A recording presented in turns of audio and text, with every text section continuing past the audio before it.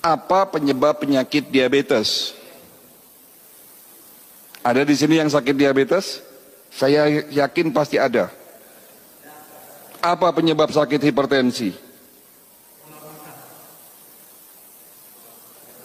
Apa penyebab sakit jantung koroner, stroke, dan seterusnya?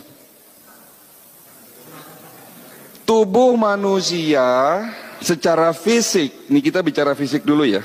Tubuh manusia secara fisik, bagian terkecilnya adalah sel. Jadi kalau ingin membuat tubuh bapak ibu sehat dan kuat, ya buatlah sel tubuh kita sehat dan kuat. Masalahnya, jika sel kita rusak, pada akhirnya organ kita pun akan rusak. Betul? Contoh misalnya, rusaknya organ pankreas dan rusaknya sel insulin akan menyebabkan penyakit yang namanya diabetes mellitus atau kencing manis. Rusaknya pembuluh darah di tubuh kita, baik pembuluh darah arteri maupun pembuluh darah vena, akan menyebabkan penyakit yang namanya hipertensi. Rusaknya sistem saraf pusat di otak yang disebabkan karena sumbatan, ya, menyebabkan penyakit stroke, Alzheimer, Parkinson.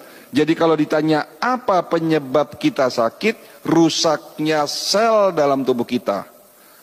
Pertanyaannya muncul lagi, apa penyebab rusaknya sel?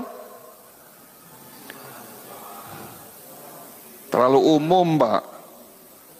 Penyebab rusaknya sel adalah radikal bebas. Jadi teori radikal bebas ini adalah teori yang paling mendekati kebenaran. Hampir 80% ilmuwan menyatakan rusaknya sel disebabkan radikal bebas. Lalu pertanyaannya muncul, apa itu radikal bebas? Radikal bebas adalah sebuah senyawa, molekul, yang dimana molekul ini kehilangan pasangan elektronnya akibat proses oksidasi. Ada dua kata yang harus dicatat, diingat. Pertama adalah radikal bebas, kedua adalah oksidasi. Apa itu oksidasi? Oksidasi itu contohnya kalau di luar sana besi berkarat.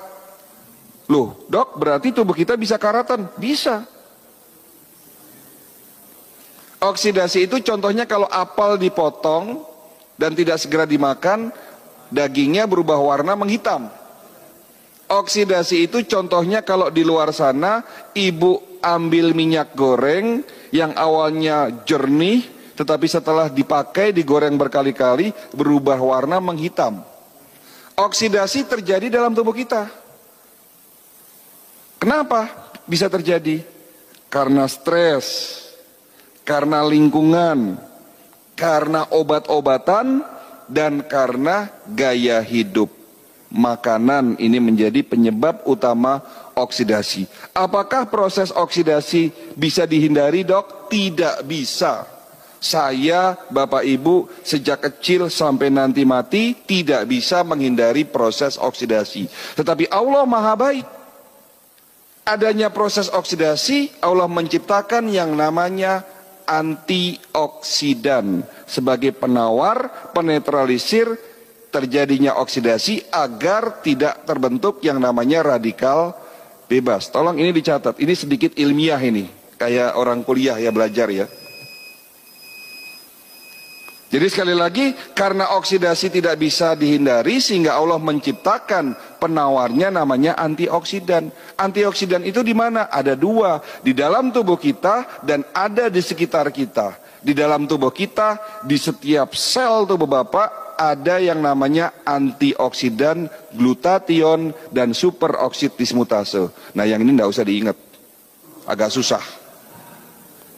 Intinya diingat antioksidannya, ya.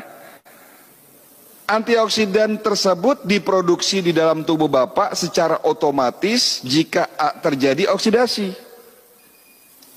Masalahnya Bapak Ibu sekalian, setelah Bapak Ibu umur di atas 40 tahun, produksi antioksidan di dalam setiap sel dalam tubuh kita semakin menurun produksinya.